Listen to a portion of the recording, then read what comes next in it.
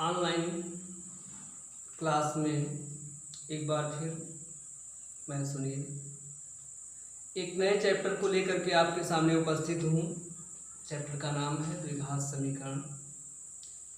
द्विघात समीकरण के विषय में आज पहला वीडियो बना रहा हूँ और आप वीडियो को ध्यान से देखिए। ध्यान से देखने के बाद जो एक्सरसाइज है, आपके पास किताब होगी, किताब से एक्सरसाइज भी कुछ करिए, जितना हो सकेगा उतनी एक्सरसाइज मैं खुद यहाँ ब्लैक बोर्ड पे करवाऊँगा, लेकिन वीडियो को देखा करिए, क्योंकि देखिए और देखने के बाद तब आपको पता चलेगा, मालूम होगा कि आपको बताया क्या जा रहा है। तो द्विघात समीकरण देखने से पहले आपको द्विघात समीकरण की परिभाषा पता होनी चाहिए। तो द्विघात समीकरण की जो परिभाषा है, ऐसा बहुपद जिसमें चर की अधिकतम घात 2 हो, ऐसा बहुपद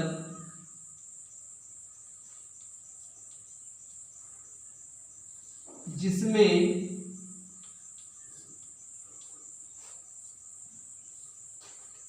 चर की अधिकतम घात 2 हो,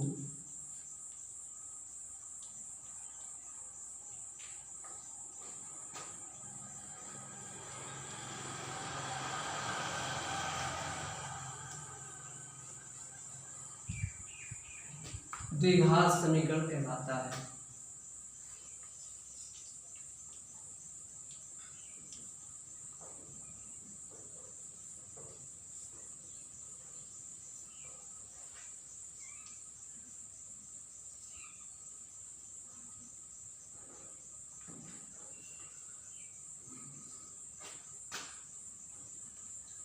द्विघात समीकरण का एक मानक रूप होता है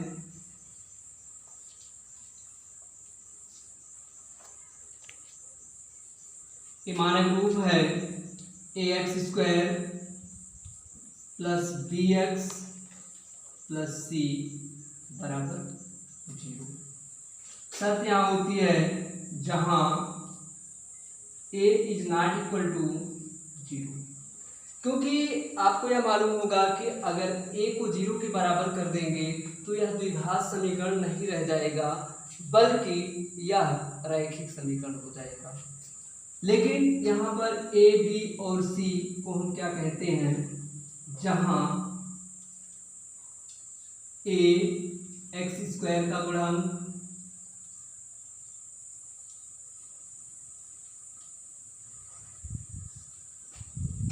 b x का गुणांक,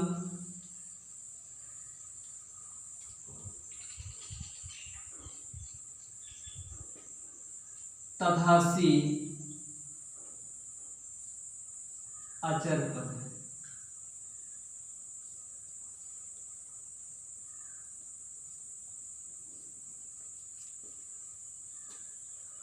अब a, b और c का मान आप परिवर्तित करते जाइए, आपको द्विघात समीकरण मिलते जाएंगे। जैसे a की जगह हम 2 लिख देते हैं तो यहाँ पर हो जाएगा 2x², b की जगह माइनस का 5 लिख देते हैं तो 5x, और c की जगह 2 लिख देते हैं।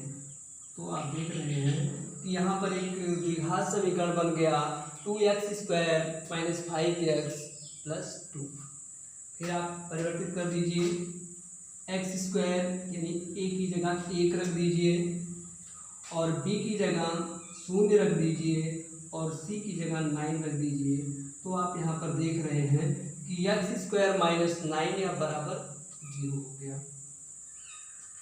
तो इस द्विघात समीकरण में आप इसकी परिभाषा देख रहे हैं, एग्जाम्पल देख रहे हैं, लेकिन आपको यहाँ पर यह भी पता होना चाहिए कि यह द्विघात समीकरण कितने प्रकार का होता है। तो अब आप देखिए द्विघात समीकरण के प्रकार।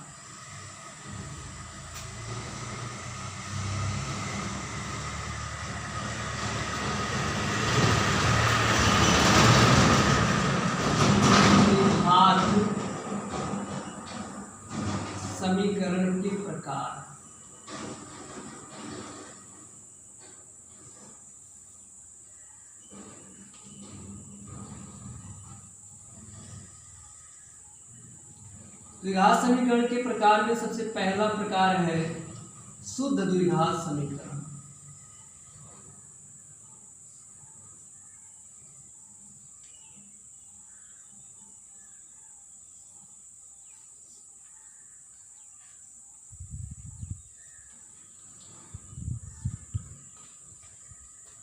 इसकी जो परिभाषा होती है,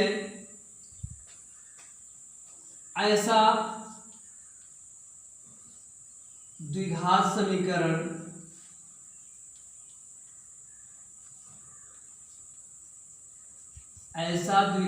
समीकरण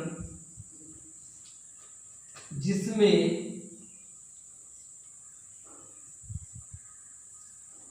चर x का गुणांक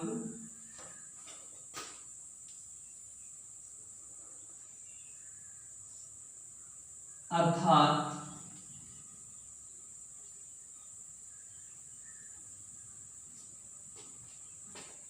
b का मान 0 हो।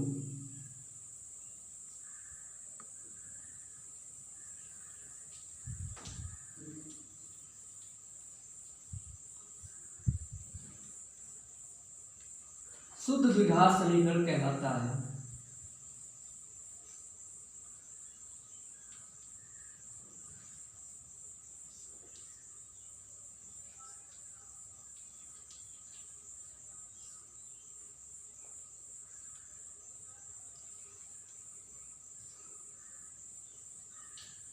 जैसे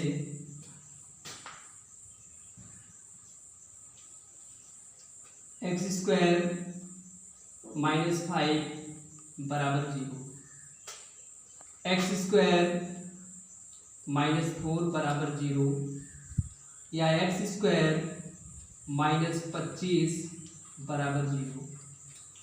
इन एग्जाम्पल्स में आप देख रहे होंगे कि यहाँ पर x का गुणांक b 0 है, और अगर x का गुणांक b 0 है तो ऐसी स्थिति में हम इसे शुद्ध द्विघात समीकरण के नाम से जानते हैं। दूसरा प्रकार है मिश्रित द्विघात समीकरण।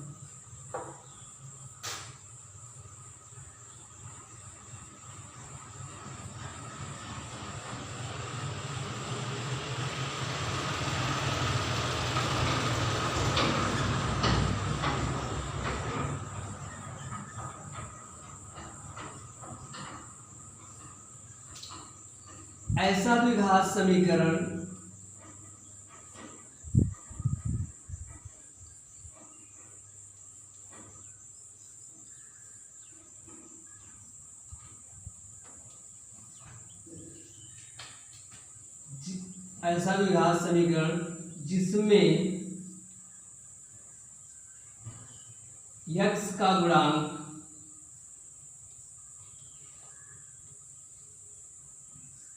अर्थात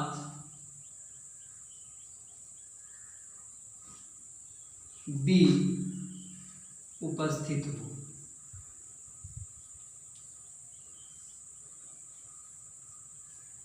मिश्रित द्विघात समीकरण कहलाता है।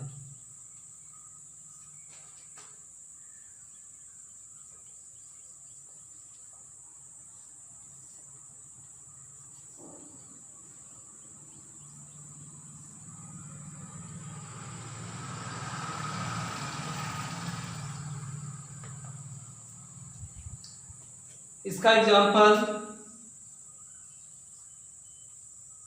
जैसे आपको दिया गया x² - 5x + 6 बराबर 0 या x² + 2√2x + 2 बराबर 0 या x² + 7x + 12 बराबर 0। आप देख रहे हैं कि जितने भी एग्जाम्पल दिए गए हैं वहाँ पर x का गुणांक जिसको आप b कहते हैं वो उपस्थित है। ऐसी स्थिति में हम इसको शुद्ध द्विघात समीकरण के नाम से मिश्रित द्विघात समीकरण के नाम से जानते हैं।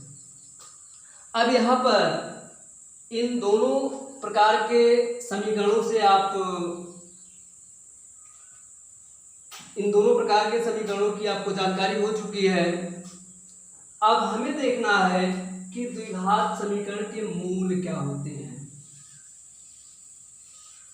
द्विघात समीकरण के मूल क्या होते हैं।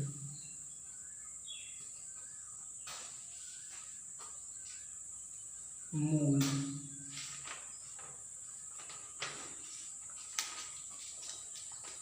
तो द्विघात समीकरण के मूल चर का वह मान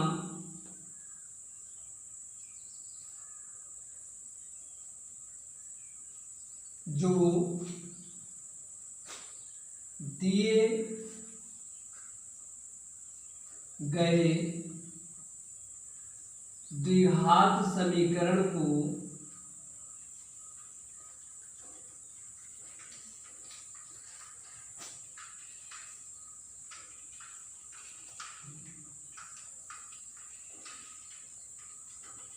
पूर्णतया संतुष्ट करता है।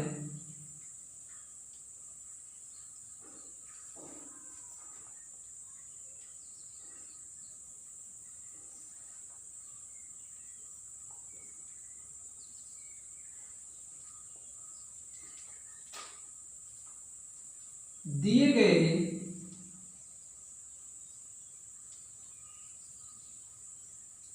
द्विघात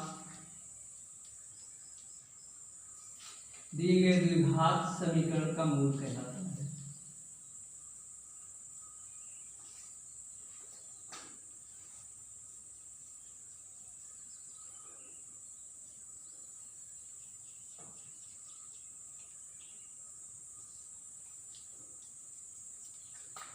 जैसे आपको कोई द्विघात समीकरण दे दिया गया x² प्लस 7x प्लस 12 बराबर 0 और आपसे कहा गया क्या x बराबर 3 या x बराबर -4 इस दिए गए द्विघात समीकरण के एक मूल है कि नहीं।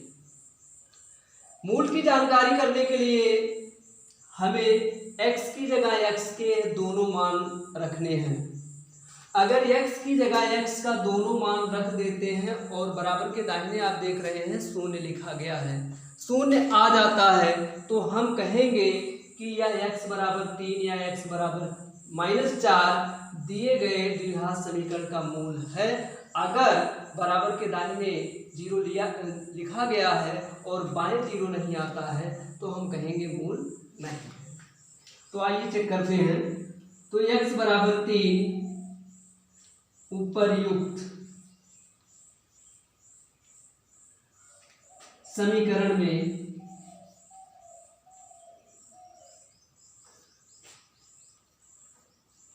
x की जगह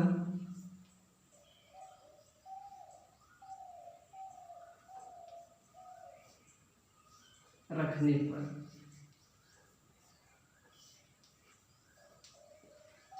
तो x की जगह x का मान रखिए 3 होल स्क्वायर प्लस 7 ब्रैकेट में 3 plus 12,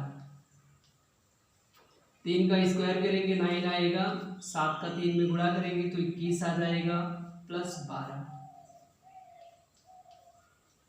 2 1 3 9 3 12, 2 1 3 1 4 42 is not equal to बराबर के दाहिने 0 लिखा गया है और बाएं 42 आया। हम यह कह सकते हैं कि यह दोनों पक्ष यहाँ पर बराबर नहीं है। अगर दोनों पक्ष बराबर नहीं है तो ऐसी स्थिति में आप कहेंगे कि x बराबर 3 दिए गए द्विघात समीकरण का एक मूल नहीं है। अब हम -4 रख लेते हैं। तो -4 रख के देखिए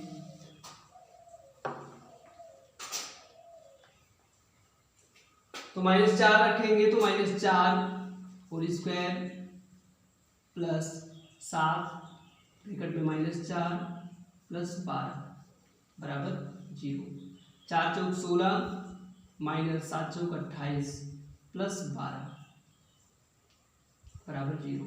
16 12 7 चौक 28, 24 नहीं, 16 12 28 माइनस 28 0। आप देख रहे हैं यहाँ दोनों पक्षों में बराबर यानी शून्य आ चुका है, और हम दोनों पक्ष अगर बराबर हो गए x बराबर -4 रखने पर, तो यहाँ पर हम कह सकते हैं कि x बराबर -4 दिए गए द्विघात समीकरण का एक मूल है।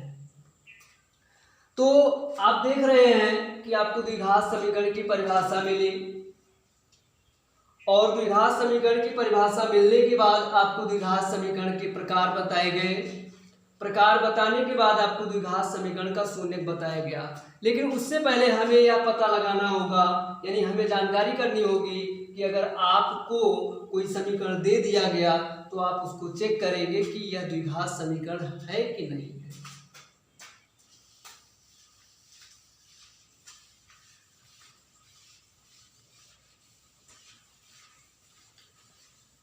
अब यहाँ पर आप देखिए, जैसे आपको दे दिया गया x - 1 होल स्क्वायर बराबर x स्क्वायर प्लस 4।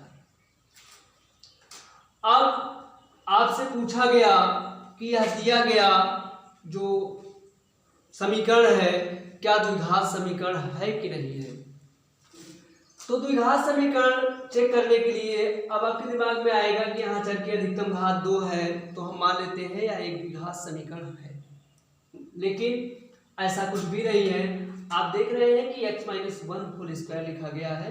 सबसे पहले हम a - b होल स्क्वायर का फार्मूला लगा करके और इसका विस्तार करेंगे। तो a - b होल स्क्वायर का फार्मूला लगाएंगे तो यह हो जाएगा x square minus 2x plus 1 बराबर x स्क्वायर प्लस 4। अब द्विघात समीकरण की जो पहचान है वो बराबर के दाहिने शून्य होना चाहिए, यानी जितनी भी राशियां दाहिने होंगी उनको हम बाएं लेके आएंगे। तो जब बाएं लेके आएंगे तो x स्क्वायर, दाहिने x स्क्वायर प्लस है, बाएं आएगा तो माइनस हो जाएगा, माइनस 2x प्लस 1 माइनस 4 ये बराबर 0। आपको दिख रहा होगा कि x square minus x square ये मिलकर के 0 हो गए, तो यहाँ बचा क्या, माइनस का 2x माइनस 3 ये बराबर 0। द्विघात समीकरण की जो परिभाषा आपके सामने है उस परिभाषा में आपको बताया गया कि जो भी चर होगा उसकी अधिकतम घात 2 होनी चाहिए, और यहाँ पर आप देख रहे हैं चर की अधिकतम घात 2 के बजाय 1 है। तो ऐसी स्थिति में हम इस दिए हुए समीकरण को द्विघात समीकरण नहीं कहेंगे। तो फॉर एग्जाम्पल, जैसे मान लीजिए आपको दिया गया x - 3 इंटू x प्लस 4 बराबर 3x माइनस 7। ये आपके पास एक समीकरण फिर है, और यहाँ पर भी हमें ये देखना है कि दिया हुआ व्यंजक हमारा एक द्विघात समीकरण है कि नहीं है। इसको देखने के लिए बराबर के बाएं आप देख रहे होंगे कुछ लिखा गया है। लिखा क्या गया है, x - 3 का गुणा x प्लस 4 में करने के लिए। तो सबसे पहले हम गुणा करेंगे x - 3 का x प्लस 4 में। तो गुणा करने के बाद हमें क्या मिलेगा, x square plus x minus 12 ये बराबर हो गया 3x माइनस 7। आपको यहाँ पर ये देखना है कि बराबर के दाहिने हमें शून्य लाना है। तो बराबर के दाहिने दी गई राशि को हम बाएं लेके आएंगे। तो बाएं लेके जब आएंगे तो दाहिने जो चिन्ह दिया गया है, जो राशियों का चिन्ह दिया गया है, दाहिने से बाएं ले जाने पर उनमें परिवर्तन होता है, या बाएं से दाहिने ले जाएंगे तो भी परिवर्तन होगा। तो यहाँ पर यह हो जाएगा x square plus x minus 3x minus 12 plus 7 बराबर 0। x square minus 2x minus 5 बराबर 0। अब आपको दिख रहा होगा जो परिभाषा आपको बताई गई, चर की अधिकतम घात 2 हो और यहाँ पर आपको 2 दिख रहा है।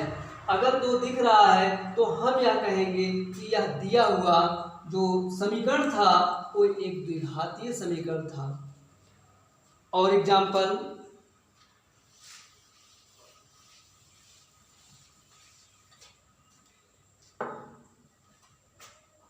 x power 3 minus 4x square minus x plus 1 बराबर x माइनस 2 होल पावर 3। यहाँ पर इसको आपको बताना है कि यह दिया हुआ जो समीकरण है क्या एक द्विघातीय समीकरण है या नहीं। इस बात की जानकारी करने के लिए बराबर के दाहिने एक फार्मूला लिखा गया है। वो फार्मूला है a minus b whole power 3। इसका विस्तार करेंगे हम सबसे पहले। तो यहाँ पर हो जाएगा x power 3 minus 4x square minus x plus 1 बराबर x power 3 minus 2 power 3 minus 3 into x into 2 bracket में x माइनस 2 या x power 3 minus 4x square minus x plus 1 बराबर x power 3 minus 8 minus 6x into x minus 2, या इसको हम लिख सकते हैं x power 3 minus 4x square minus x plus 1 बराबर x power 3 minus 8 minus 6x square plus 12x। अब जितनी भी राशियां हैं उनको हम बराबर के बाएं लेके आएंगे। तो यहाँ पर हो जाएगा x power 3 minus x power 3 minus 4x square plus 6x square minus x minus 12x plus 1 बराबर 0। तो ये तो कैंसिल हो गया, 0 हो गया। 6x स्क्वायर में से 4x स्क्वायर घटाएंगे तो 2x स्क्वायर आ जाएगा माइनस 13x और फिर प्लस 1 बराबर 0। तो यहाँ पर आप देख रहे हैं कि चर की अधिकतम घात 2 आ चुकी है और इस आधार पर हम यह कह सकते हैं कि दिया हुआ जो समीकरण था हमारा वह एक द्विघातीय समीकरण है। तो आपको क्या करना है कि सबसे पहले किताब खोलकर किताब ले करके इसकी जो एक्सरसाइज दी गई है द्विघात समीकरण को पहचानने के लिए, तो आप पहचानिएगा। फिर अगले वीडियो में आपको ये बताया जाएगा कि कोई भी द्विघात समीकरण अगर आपको दिया गया है तो उसका मूल कैसे निकालेंगे, उसकी कितनी विधियां होती हैं, ये सब आपको बताया जाएगा। धन्यवाद।